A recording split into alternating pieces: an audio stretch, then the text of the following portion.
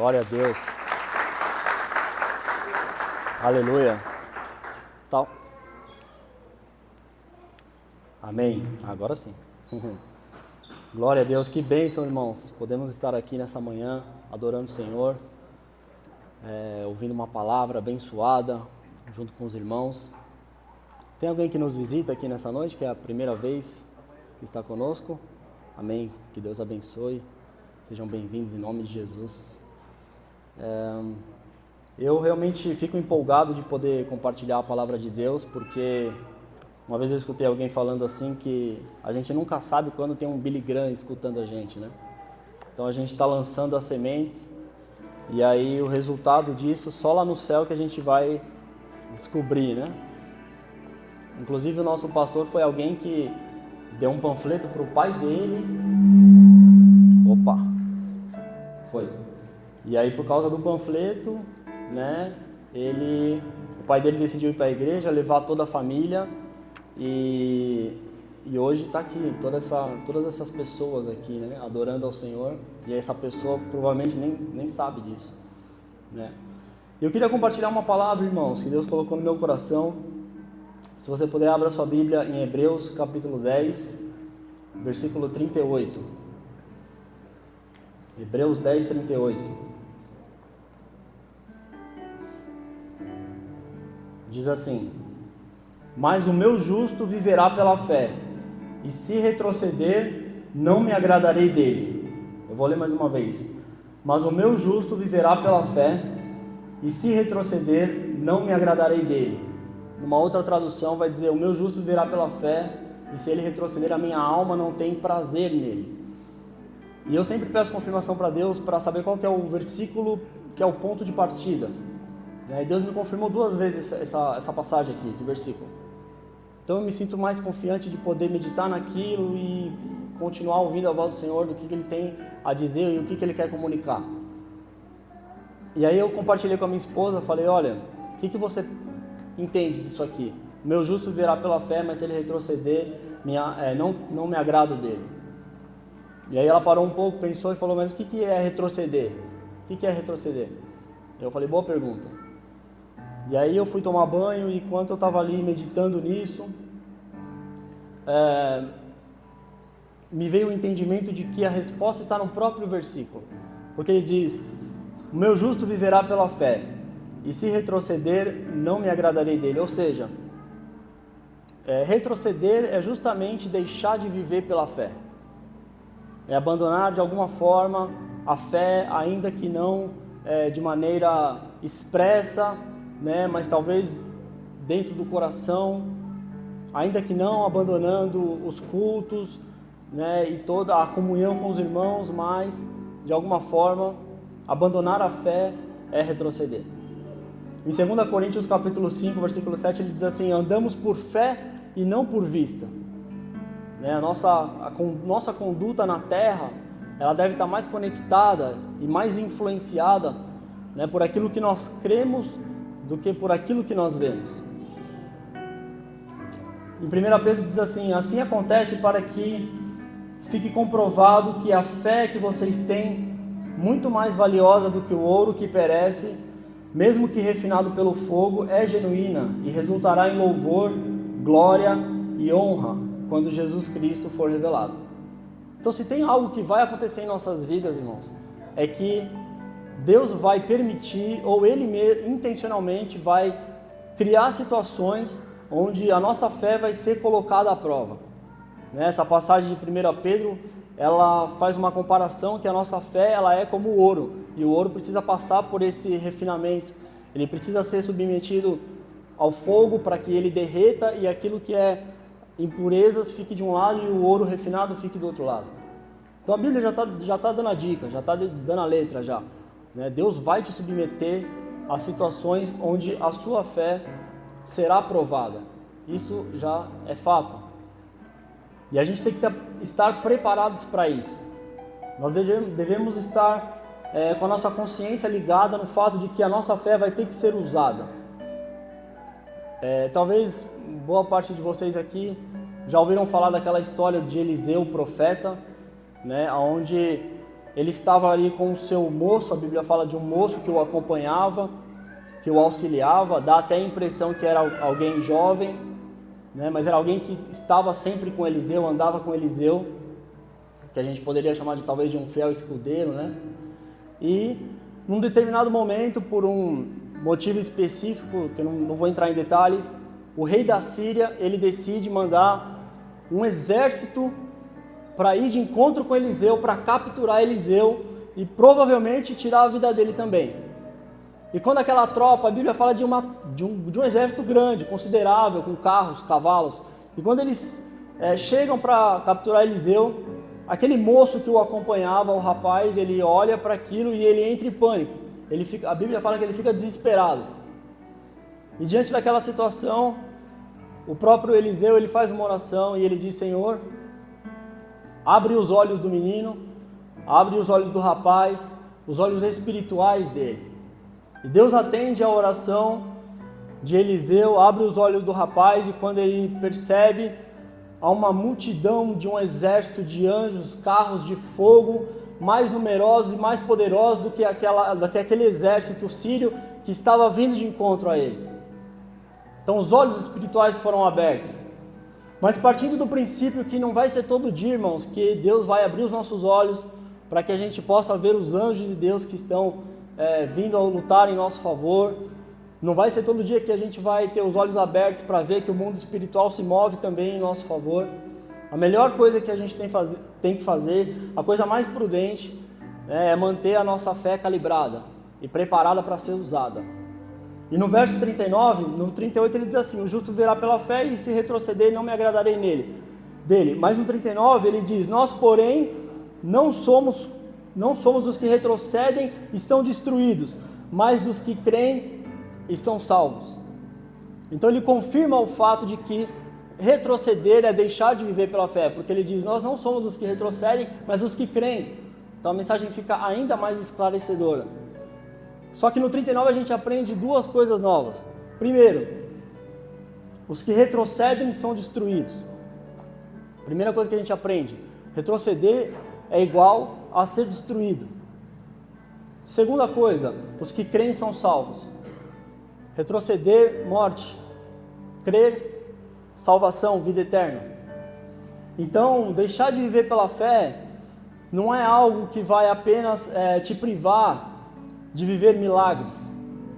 Não é algo que vai apenas te privar de experimentar as intervenções de Deus na sua vida, de viver uma vida próspera, né? de conseguir algumas bênçãos. Não. Deixar de viver pela fé é algo que pode comprometer a sua vida eterna, pode comprometer a sua salvação. Né? E aí eu fiquei me questionando o que seria viver pela fé, o que é então, no que consiste isso?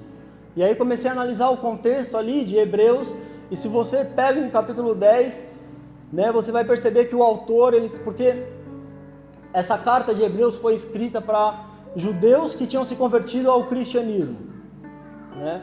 E naquela época, irmãos, os judeus ainda estavam sob o domínio dos romanos. Eles ainda estavam sendo hostilizados pelos romanos. Então eles aguardavam um Messias que viesse, né, com mais poder do que Moisés, mais poder do que Sansão, Gideão, a semelhança desses juízes que foram libertadores. Eles esperavam que alguém viesse para resolver o problema deles e libertar eles do domínio romano. E aí de repente aparece um homem, né, nas palavras de Natanael, pode vir alguma coisa boa de Nazaré? Um homem simples, humilde. Isaías 43 vai dizer que na sua aparência não havia nada que nos fizesse desejá-lo, não tinha nada demais na sua aparência.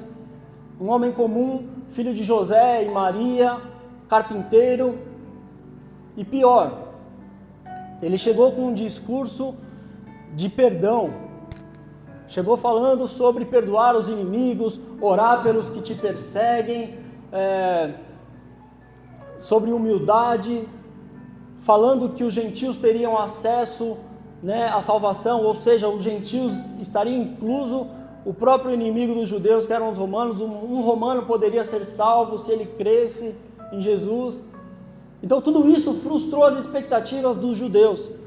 Eles ficaram frustrados com essa situação, eles ficaram irados com isso. Tanto é que foram eles que instigaram os romanos a crucificar a Cristo. Porém, parte deles se converteram ao cristianismo. Parte deles creram em Jesus e falaram, não, é isso mesmo, é Ele mesmo, Ele é o Messias que havia de vir, Ele é o Filho de Deus, o enviado, é Ele quem nós esperávamos e não vamos aguardar outro. Então essas pessoas, os judeus que se converteram ao cristianismo, eles passaram a ser considerados pelos seus irmãos como um grupo de pessoas que fazia parte de uma seita dentro do judaísmo. Eles passaram a ser hostilizados pelos próprios judeus. E imagina a situação então desse pessoal, irmãos, que ainda estava sob o domínio de Roma, hostilizados pelos romanos, e agora não tinha mais também o apoio dos irmãos, eram hostilizados e perseguidos pelos próprios irmãos judeus. Então eles estavam desanimados. E eles estavam tentados a voltar ao judaísmo. Então no capítulo 10 de Hebreus você vai ver que o escritor ele fala, gente, vocês estão ficando loucos, vocês não podem fazer isso. Aí ele fala dos sacrifícios. Na velha aliança os sacrifícios eram feitos com animais, todo ano eram mortos animais, mas vocês sabem que esses animais eles não têm a capacidade de perdoar pecados. Se ele tivesse a capacidade de perdoar pecados, era feito uma vez só e não precisava ficar sendo feito repetidamente. Isso tudo era apenas uma sombra que apontava para algo que haveria de vir. Então Jesus Cristo é o Cordeiro de Deus que entrou onde deveria ser feito o sacrifício e morreu uma vez por todas pelo pecado de toda a humanidade. E logo no capítulo 1, ele fala assim, logo no comecinho, capítulo 1, versículo 1 de Hebreus, ele vai dizer assim, por muitos anos Deus falou conosco através dos seus profetas, mas nos últimos dias ele tem nos falado através do seu Filho, já fazendo uma separação. Jesus não é mais um profeta, é o Filho de Deus, é o próprio Deus que está falando conosco agora. E ele continua dizendo, tem falado conosco por meio do seu Filho, aquele quem constituiu o herdeiro de todas as coisas e por meio de quem ele fez o universo. Então ele fala, no começo de tudo, quando foi feito o universo, ele estava lá, e no desenrolar de tudo, no fim de todas as coisas, ele será o herdeiro de todas as coisas, inclusive de vocês. Ele é o Senhor de vocês.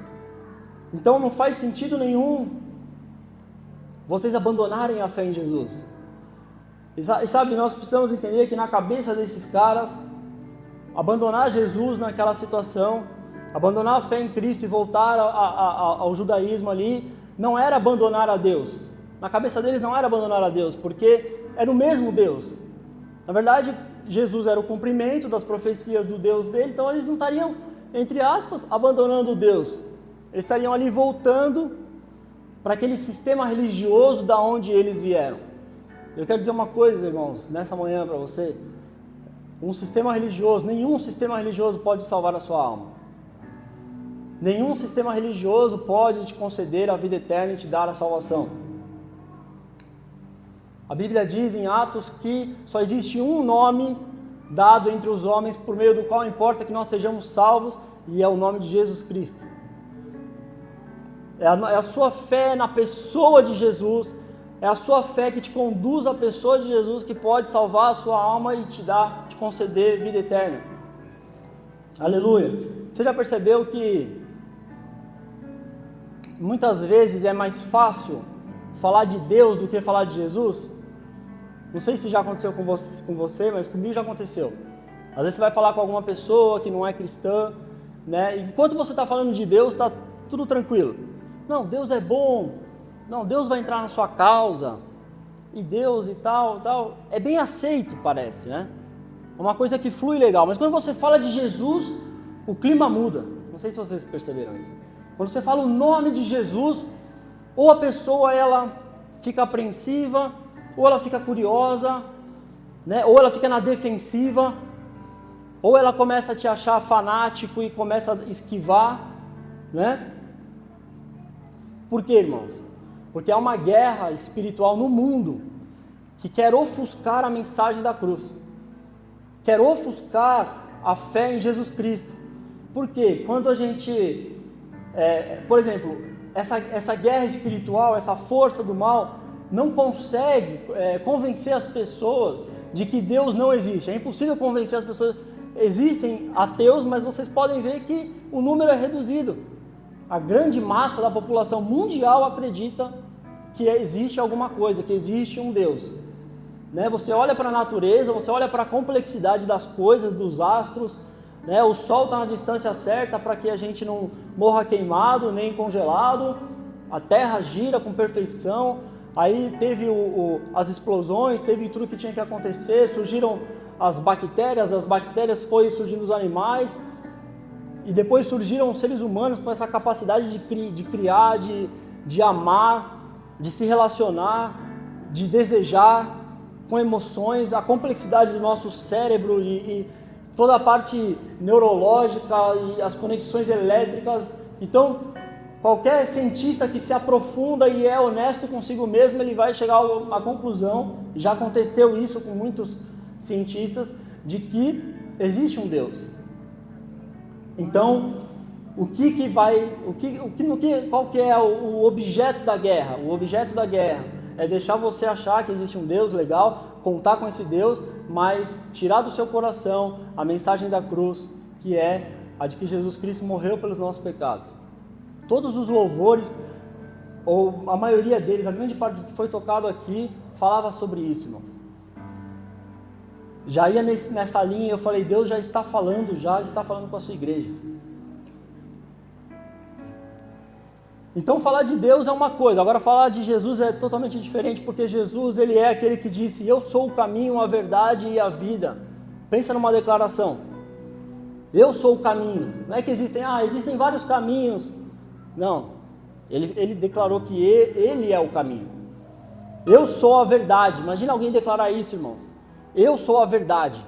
O que a gente escuta por aí? Não, cada um tem sua verdade, existem várias verdades. Jesus declarou, eu sou a verdade. Por isso que muitas vezes a mensagem ofende.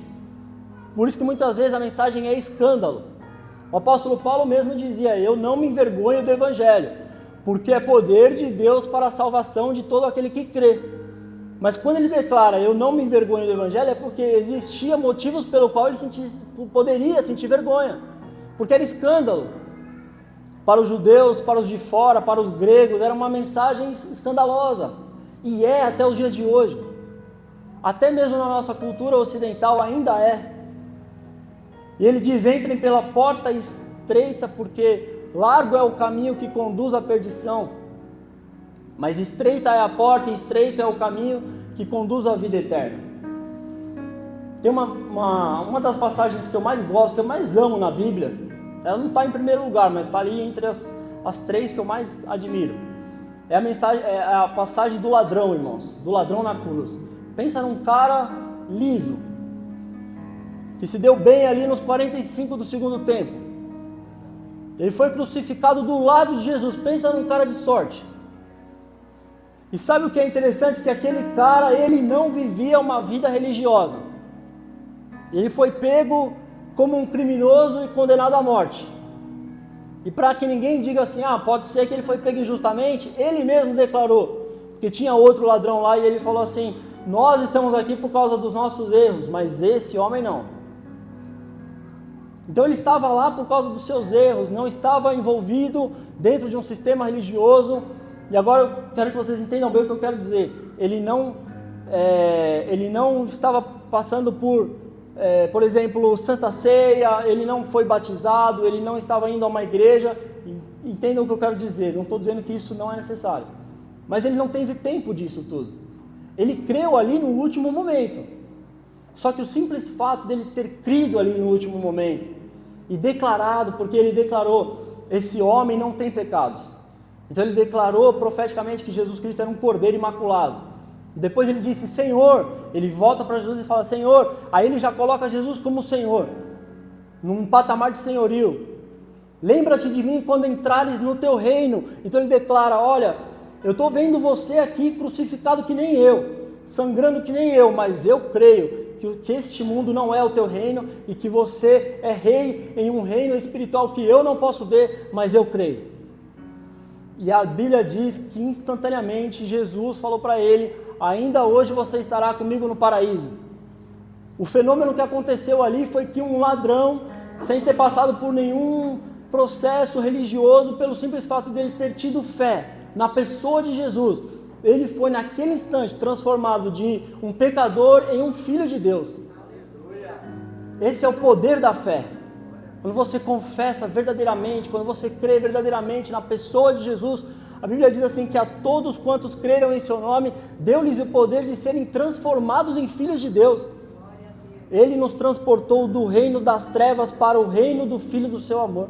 Ele nos transportou sem que a gente fizesse, a gente não tinha capacidade, a gente estava perdido, a gente estava num abismo. A gente não conseguia por conta própria escalar esse abismo e não, Ele pegou e nos transportou com a sua mão, através da morte de Jesus na cruz. Agora, se alguém chega e tira aquele ladrão dali, né, tira ele da cruz ali, e fala: amigão, hoje é seu dia de sorte, você vai continuar a sua... Ou de azar também, né? Porque ele já estava na porta do céu. Então alguém tira ele dali e fala: agora você toca a sua vida, continua a sua vida. Aí sim,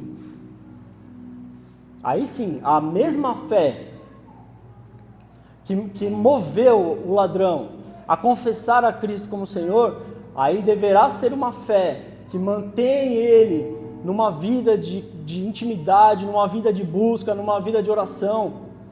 Continuar crendo no Senhor fala de movimento, fala de ação, fala de disciplina, fala de renúncia, como disse o John aqui também. Aleluia. Por isso que a Bíblia diz que melhor é o fim, em Provérbios está escrito, melhor é o fim das coisas do que o princípio delas. Melhor é o fim das coisas do que o começo. Por quê? Porque o fim vai provar se aquela fé inicial, ela permaneceu. Não importa se você começa com fé, se você chegar no final sem fé, não valeu de nada. Melhor é o fim das coisas. Importa se você vai terminar com fé. Por isso que a Bíblia diz em Lucas que porventura o Filho do Homem, quando voltar na sua glória, encontrará fé no mundo? Constância, busca. Quando Jesus morre na cruz,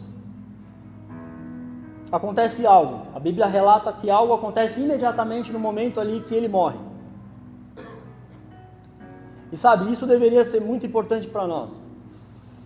Isso deveria ser considerado algo que nós devêssemos observar e tentar entender o significado, porque o maior acontecimento da história da humanidade é a morte de Cristo na cruz. E o que acontece logo depois, registrado na Bíblia, deve ser para nós algo muito importante que nós devemos observar, porque fala e comunica uma mensagem muito forte. Então, quando você vai ler a Bíblia, você percebe que assim que Jesus morre, o véu do templo é rasgado. E a Bíblia fala que o véu do templo é rasgado de cima a baixo. E o véu do templo era aquilo que separava o homem do Santíssimo Lugar. Ou em palavras mais simples, é o que separava o homem de Deus. Porque o Santíssimo Lugar era uma figura da presença de Deus. Então quando Deus manda colocar aquele véu, e as tradições dizem que tinha 10 centímetros de espessura, 18 metros de comprimento. Quando Deus manda construir o véu, Ele está dizendo: vocês estão separados de mim, vocês não podem ter acesso. O acesso está fechado. Acontecia casos até de pessoas que entravam lá e morriam, porque Deus é santo, santíssimo, e o homem é pecador. E a primeira coisa que acontece quando Jesus morre na cruz é que esse véu é rasgado de cima a baixo. E é de cima porque Deus está dizendo: aquilo que vocês não podiam fazer, eu estou fazendo, entregando o meu filho por amor a vocês. Então agora esse lugar está aberto. Agora nós podemos acessar esse lugar. Hoje nós ainda estamos colhendo as bênçãos e os efeitos e a consequência disso tudo, porque nós temos acesso a este lugar santíssimo. Eu não sei quem viu o Douglas, Douglas Gonçalves do Jesus Cop lá no Inteligência Limitada. podcast, né? E também, se você não conhece, não importa muito, porque o que importa foi o que ele disse. Mas o Douglas é uma voz profética na nossa geração, né? Ministra para líderes, pastores. E num determinado momento o rapaz lá do podcast virou para ele e falou assim: cara, deixa uma mensagem para quem está desanimado, para quem não está conseguindo sentir a presença de Deus, para quem não está conseguindo orar. Aí eu fiquei prestando atenção, falei: cara, em frações de segundo isso passou na minha mente. Falei: meu, ele vai falar de oração, cara, porque não tem segredo. Se o véu se rasgou e a gente pode acessar esse lugar, é lá que a gente vai encontrar a resposta para todas as coisas. Qualquer tipo de situação, qualquer tipo de problema, nós vamos encontrar a resposta nesse lugar. E aí ele vira e fala: faz o seguinte, eu vou te encorajar a fazer uma oração. Senhor, me ajuda a orar. Em outras palavras, orar para conseguir orar. Senhor, me ajuda a orar, me ajuda a te encontrar, me ajuda a me aproximar de você. A gente precisa orar, a gente depende de Deus até para conseguir se aproximar dele. A gente precisa orar até para conseguir viver uma vida de oração. E ali ele encoraja as pessoas a orar. Sabe? E assim, eu vejo que deixar de entrar nesse lugar, passar um dia inteiro sem orar, um dia inteiro, 2, 3, uma semana sem orar, é falar para Deus que o efeito do seu sacrifício não é tão importante assim para você. É como dizer: Deus, eu tenho outras coisas aqui que são mais importantes. Você rasgou o véu aí, legal, abriu o acesso e tal, mas é que eu estou com umas coisas aqui na minha vida. Mas também, ao mesmo tempo, entrar nesse lugar somente para tratar de coisas terrenas, né, e fazer pedidos, é também reduzir o efeito do sacrifício de Jesus. E quando a gente quer entender o propósito de alguma coisa, a gente precisa olhar para a origem dela. Quando você olha lá para Gênesis, lá no Éden, Adão e Eva, né, a Bíblia fala que Deus visitava eles todos os dias. No virar do dia, Deus fazia uma visita e se relacionava com eles. E sabe, eu estava meditando nisso, parando para pensar, Adão e Eva, eles ainda não estavam sob os efeitos do pecado. Então, todos os efeitos do pecado, doenças, dores, tristeza, depressão, ansiedade, não existiam. Imagina, Adão não tinha como pedir para Deus: Senhor, me cura dessa dor de cabeça, Senhor, me cura desse câncer, meu Deus, abre uma porta de... Imagina Adão, abre uma porta de emprego. Ele tinha tudo ali no Éden. Senhor, me dá uma esposa. Talvez ele tenha pedido isso, já estava com ele já. Ele não tinha o que pedir, irmãos, mas mesmo assim Deus estava lá todos os dias, tendo comunhão e intimidade com eles. O que Deus estava dizendo por meio disso é que o propósito, desde o começo, a ideia é relacionamento, intimidade. No Salmo 27, o salmista Davi ele vai dizer assim: uma coisa pedi ao Senhor, e isso eu buscarei. E quando ele diz uma coisa eu pedi ao Senhor, não é uma linguagem poética. Ele está dizendo, na verdade, eu peço muitas coisas ao Senhor, mas de todas elas tem uma que verdadeiramente importa. Se eu tivesse que abrir mão de tudo que eu peço para Deus, tem uma coisa que eu realmente mantenho o meu pedido. E ele fala ainda: eu buscarei, no sentido de, e é nisso que eu vou empenhar as minhas forças, gastar o meu tempo e gastar a minha energia. E ele continua: que eu possa habitar na presença do Senhor todos os dias da minha vida, contemplar a sua beleza e obter a sua orientação. E eu fico me perguntando, será que nós temos esse coração de Davi, que está desejoso de estar na presença de Deus todos os dias? Porque Davi, ele fala habitar na sua casa. Está escrito no Salmo, habitar na sua casa. Porque naquela época, quando você queria a presença de Deus, você tinha que ir até o lugar, até o templo. Mas Jesus, ele mesmo se tornou o templo depois. Por isso que ele disse para os judeus: destrua esse templo, eu vou reconstruir em 3 dias. Ele estava falando do templo desde que ele morreu até quando ele ressuscitou. Agora ele é o templo. Nós não precisamos se deslocar a um templo, né, lá no Oriente Médio para que a gente possa encontrar a presença de Deus. Ele está nos nossos corações. Aliás, Ele está à porta e bate, como diz o John, mas a gente precisa abrir. Aleluia. E Jesus disse, eu sou a videira e vós os ramos. Né? Essa frase poderia ser trocada por eu sou a árvore e vocês são os galhos. Fica mais familiar para nós. O galho está conectado, irmãos. O galho, ele só está conectado, ele não faz esforço para sobreviver, porque ele só está conectado. O galho só precisa ficar conectado. Se você quebra o galho, quanto tempo ele demora para secar? Horas, talvez. Mas ele conectado, ele recebe vida. Quando ele está conectado, ele recebe os nutrientes, recebe a seiva que o tronco absorve do solo e manda para ele. Jesus está dizendo, eu sou a árvore, vocês são os galhos, fiquem conectados. Só isso. Fiquem conectados. Vocês não precisam viver ansiosos. Não andeis ansiosos por coisa alguma. O que é vez de vestir, de comer. São os ímpios que se preocupam com essas coisas. Aquietai-vos no vosso coração. Deus sabe que vocês precisam de todas elas. Buscar em primeiro lugar, o reino de Deus, a sua justiça. As demais coisas serão acrescentadas. Ele estava abrindo para nós um caminho de confiança, onde a gente pode descansar, para desfrutar do que realmente importa, que é a presença dele. Agora, eu particularmente, irmãos, creio que como filhos, nós podemos abrir o nosso coração e falar, Deus, eu desejo algumas coisas, eu quero, me dá isso, me dá aquilo. Claro, que filho que não pede algo para o pai, que pai que não tem prazer de dar coisas para o seu filho. Só que a Bíblia é clara quando ela diz assim, deleita-te no Senhor. Deleita-te no Senhor e Ele satisfará os desejos do seu coração.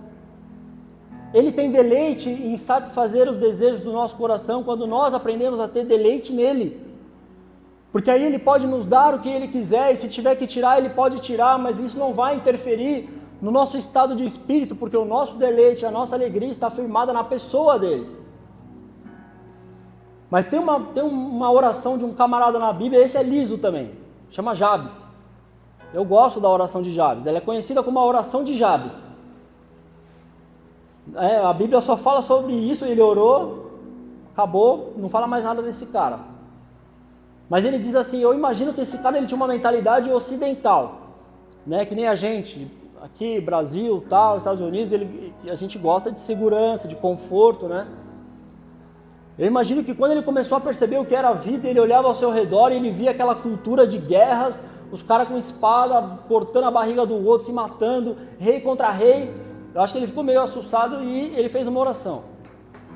Ele orou assim, Senhor, alarga as minhas terras. Eu imagino que ele estava querendo bastante terra para ele ficar no meio protegido, né? Alarga as minhas terras.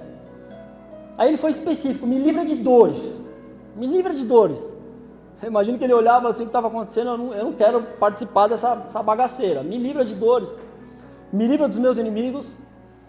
Me dá dias bons e me faz prosperar. Pensa numa oração ousada, irmãos. Só que embaixo, no término da oração dele, a Bíblia continua dizendo, e Deus atendeu o seu pedido. Então nós não só podemos, como devemos fazer orações, fazer nossos pedidos, né, e ser específicos com os pedidos. Né, eu me lembro de uma época, rapidamente falando, que eu dependia, a minha renda dependia 70% de uma conta do Mercado Livre. Eu vendia, né, ali, mas era uma conta específica onde estava ali 70% da minha renda. E aí num determinado dia, quando eu fui olhar, estava tudo travado, os anúncios, o Mercado Livre travou todos os anúncios, não vendia mais nada. Aí eu fiquei desesperado.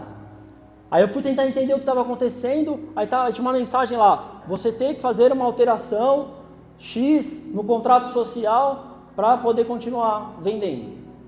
Mas aquilo não fazia sentido. Falei, não, isso aqui está errado, isso aqui não faz sentido. Eles têm que resolver isso daqui. E comecei a ligar e falar com a atendente. E eu pedia, gente, muda isso aqui por favor, porque eu não tenho como fazer a alteração no contrato, não preciso fazer a alteração no contrato social, não tem cabimento. E aquela coisa de atendente, né? Não, senhor, mas é isso mesmo. Não, você não está entendendo, minhas vendas estão travadas, isso está errado, e não faz sentido, arruma para mim. Não, senhor, infelizmente é isso. Aí um atrás do outro, falando sempre a mesma coisa. Até uma hora que eu consegui falar com o gerente lá, o supervisor, que é difícil você conseguir falar com o supervisor. É porque você já amolou os caras o suficiente. Os caras, não, peraí, vamos passar pro supervisor aqui. Não, o supervisor falou a mesma coisa. Não, eu não posso te ajudar porque isso aqui é sistema. Não tem nem que eu quisesse, ele falou, nem que eu quisesse te ajudar, não ia poder te ajudar porque isso aqui é sistema, é automático. Então você precisa fazer essa alteração no contrato social. E aí, irmãos, ia ser R$ 1.500 de contabilidade para fazer a alteração, e não era só o prejuízo dos 1.500, mas era o tempo. Eu ia ficar lá, sei lá, uns 15 dias sem vender, e era 70% da minha renda aquilo. Ia começar a atrasar os boletos, os fornecedores, tudo. E eu fui tomado por algo ali naquele momento, fechei o olho, uma ira santa veio dentro de mim, e algumas pessoas vão dizer que esse tipo de coisa é 100% o Espírito Santo que faz em nós, né? Outras vão dizer que não, é a nossa fé.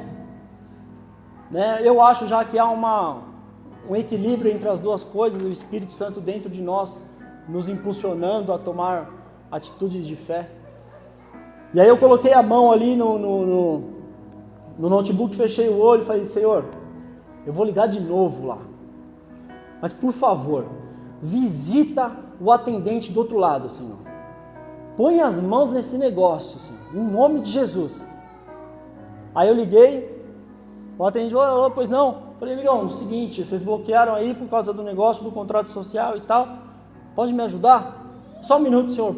Colocou no mudo.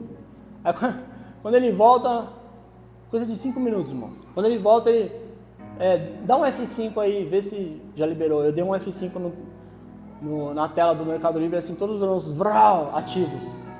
Todos. Então, e aí eu comecei a chorar. E a Thaís falou assim, nossa, mas é para tanto? Precisa chorar?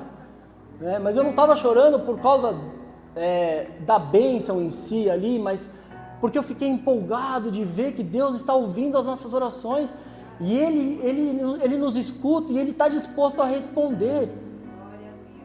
Ainda que seja uma resposta negativa, mas Ele sempre responde de alguma forma às nossas orações. É necessário que aqueles que se aproximam de Deus creiam que Ele existe e é galardoador dos que o buscam. Tem gente que já ligou o piloto automático e vai orar e ora, mas não está nem acreditando que Deus está ali. Não está nem acreditando que Deus está ouvindo a oração, muito menos que vai responder a oração. Quando a gente vai orar, nós estamos falando com o nosso Pai. Ele está disposto, de coração aberto, para ouvir as nossas orações. É o que Ele mais quer. E se você quer que Ele escute as suas orações e atenda os desejos do seu coração, aprenda a ter deleite nele. Aí ele não se aguenta, irmãos. Amém? Aleluia. Pode se colocar de pé, só para parecer que está acabando. Queria chamar o grupo de louvor aqui, por favor. Aleluia. Certa vez Jesus fez um discurso difícil, de compromisso, de intimidade. Ele falou, aquele que quiser ter a vida eterna tem que comer do meu corpo, beber do meu sangue. Um discurso forte, irmãos. E muitas pessoas foram embora ao ouvir aquele... As pessoas falavam assim, quem pode suportar esse discurso? Muitos foram embora, muitos. Aí ele vira para os discípulos e fala, vocês querem ir embora também? Mas eu amo, irmãos, eu amo a declaração de Pedro, porque ele vira e fala, Senhor, para onde nós iremos? Se só o Senhor tem as palavras de vida eterna. Eu quero te encorajar, por mais que esteja difícil, por mais que você tenha dificuldades na fé, na sua caminhada, feridas abertas, te encorajar a se manter conectado com a pessoa de Jesus Cristo, porque só Ele tem as palavras de vida eterna. Eu quero fazer uma oração e na sequência finalizar, irmãos. Pai, obrigado, Senhor, pela Tua palavra, Deus. Eu creio, Pai, que a Tua palavra, ela é, Senhor, viva, eficaz, poderosa para transformar, mas depende do Teu Espírito, Senhor, não depende de bons argumentos, Pai. Eu não consigo fazer aquilo que só o Teu Espírito pode fazer, Senhor.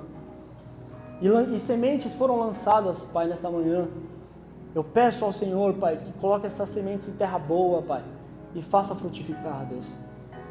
Meu Deus, eu abençoo cada um que veio nesse culto, Pai, nesta manhã, que possa sair daqui com o coração aquecido, Pai, com a certeza de que o Senhor está no controle, ainda que não pareça, ainda que as evidências sejam contrárias. Aquece os nossos corações e nos fortalece na fé, Pai. Nos fortalece na fé para que nós passemos a crer, para que nós colocamos a nossa confiança em Ti, Pai. Como um pai que quer abençoar, cuidar e proteger os seus filhos, Senhor. E nos dê coragem para enfrentar os desafios dessa vida, Senhor. Eu abençoo a todos que estão aqui, estenda suas mãos. Eu abençoo a todos aqui e declaro a Tua presença na vida deles, a Tua graça e a comunhão com o Espírito Santo, Senhor. Amém e amém. Glória a Deus. Está finalizado, irmão. Deus abençoe. Ali está o amor, o